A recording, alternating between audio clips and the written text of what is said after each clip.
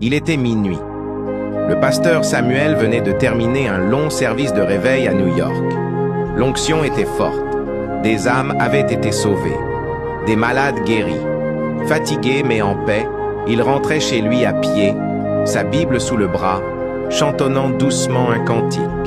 Mais ce qu'il ignorait, c'est que dans une ruelle sombre, 3 hommes armés l'attendaient. Ils l'avaient suivi depuis 2 jours. L'un d'eux avait dit « Ce pasteur-là dérange trop. Ce soir, on le fait taire. » Il s'était caché dans un coin stratégique. Le plan était clair, l'attaquer quand il passerait devant l'entrepôt abandonné. Mais à l'instant où il approcha de l'endroit, quelque chose d'étrange se produisit. Le pasteur sentit soudain une pression sur son cœur.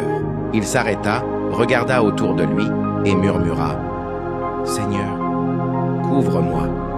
Je ne sais pas pourquoi, mais je sens un danger. » Il leva les mains et commença à prier à voix basse. Que tout piège soit renversé, que toute embuscade soit exposée. Je suis sous ton sang. Au même moment, les 3 hommes armés, pourtant habitués à la violence, furent saisis de panique. L'un d'eux cria « On ne peut pas tirer! Regarde autour de lui !» Ils voyaient une lumière les aveugler, comme si quelqu'un se tenait entre eux et leur cible. Pris de peur, ils s'enfuirent sans jamais comprendre ce qui s'était passé.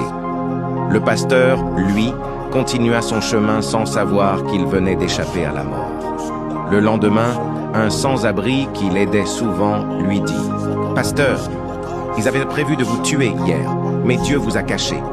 Quand tu marches avec Dieu, même les balles préparées contre toi n'arrivent pas à destination.